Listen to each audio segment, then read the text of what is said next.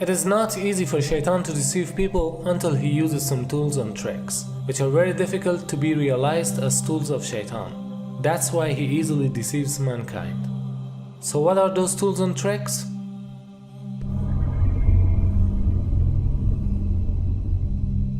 This is the most useful way through which Shaitan deceives the people. Shaitan is constantly trying to show the wrong as truth, putting beautiful names on haram things. He makes haram so beautiful in your eyes until he incites you to commit that haram action. As he himself says, قال رب بما أغويتني لأزينن لهم في الأرض ولأغوينهم أجمعين. Iblis used the same tool to deceive Adam alayhi salam, eating from a tree that was forbidden to them. Iblis made this action very beautiful and told them, if you eat from this tree, you will be forever in paradise, or you became angels.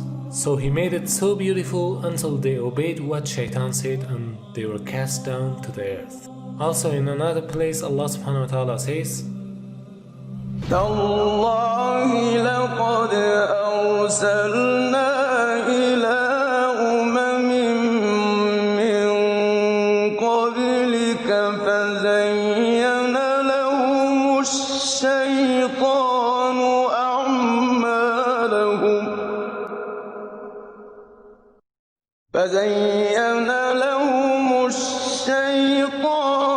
أعمالهم فهو وليهم اليوم ولهم عذاب أليم.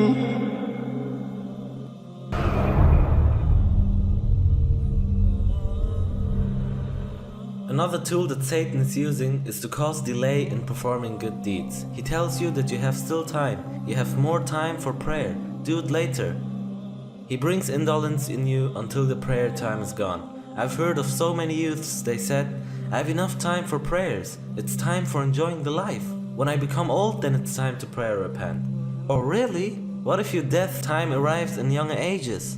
Don't delay your prayers from time to time. If you want to do it tomorrow, do it today. And if today, why later? Just do it now. Don't let Satan steal your time.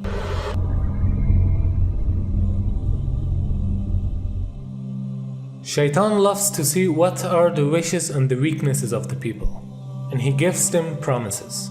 He shows them the green lights which lead them astray. Allah subhanahu wa ta'ala says,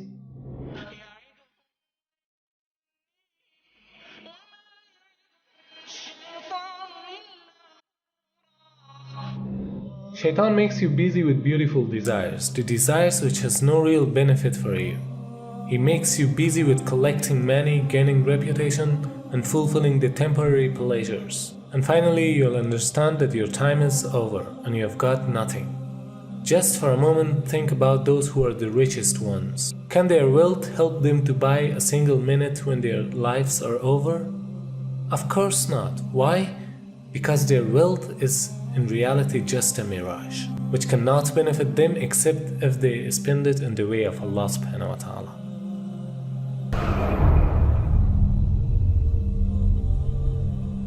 Satan leads people astray and claims that he is benevolent to them and he wants the good for them, as it is mentioned in the story of Adam alayhi salam. وقاسمهما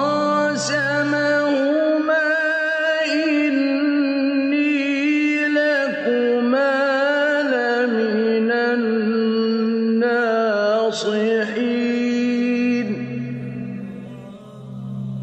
Same is the case with other people, as shayateen are deceiving them in different ways and claim for benevolence to them. Another trick that Satan is using is that he misguides people step by step. He can't suddenly cause someone to commit major sins. The prerequisite step to major sins are the minor ones.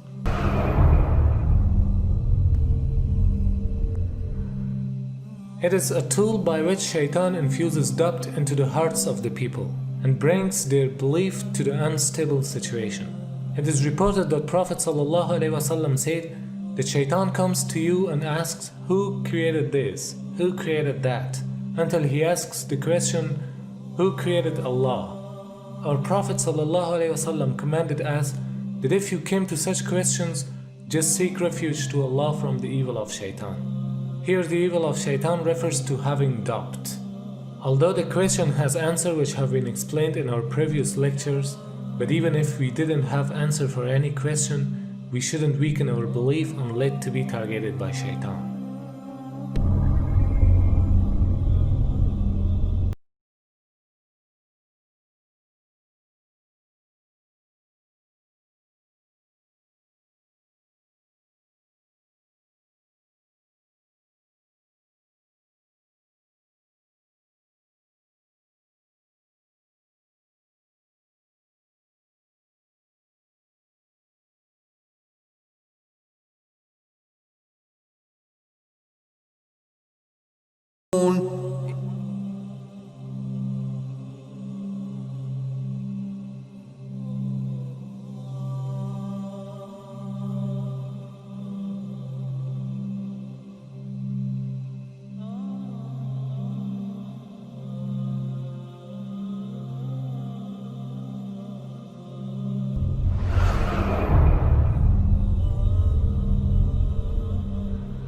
Whoever listens to the magicians, whoever walks to the magicians, whoever believes in the magicians becomes a disbeliever in Allah subhanahu wa ta'ala. Why?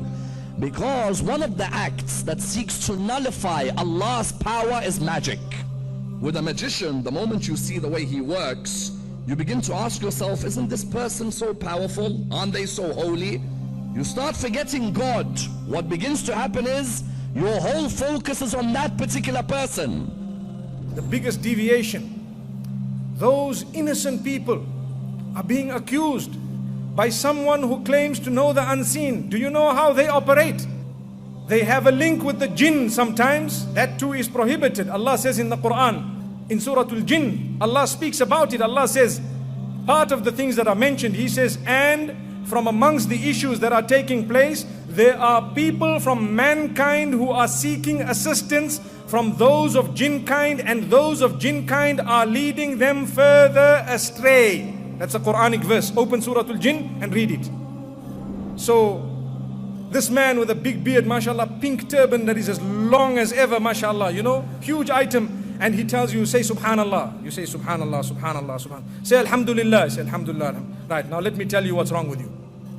You need to take these petals and these lemons and this piece and do this and do that, and you need to do everything together and you will be better. So you say, shukran, jazakumullah khair, you know, mashallah, this man did not take any money, nothing happened. He took your iman. That's what he did. What is the consequence?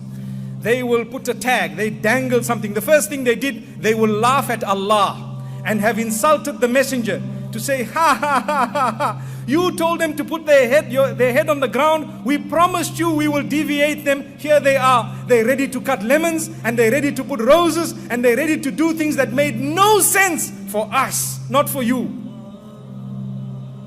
Do you know? They just took away your iman. They made you worship the devil, and you don't even know. And you're happy. You're still saying, Allahu Akbar.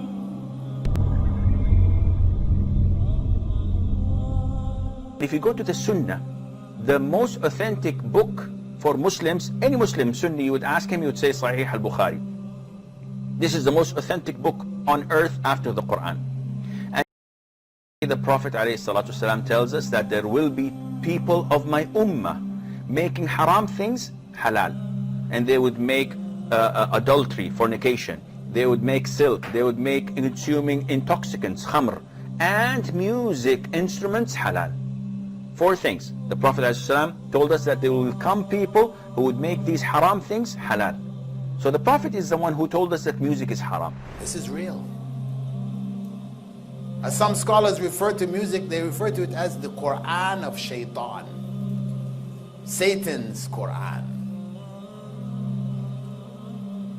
And it goes into the heart. And it occupies the heart. When it occupies the heart, there's no room for the Quran of Allah. That's the reality. It squeezes it out. So when Prophet Muhammad ﷺ warned us about it, he warned us about something which was dangerous. Dangerous for our souls.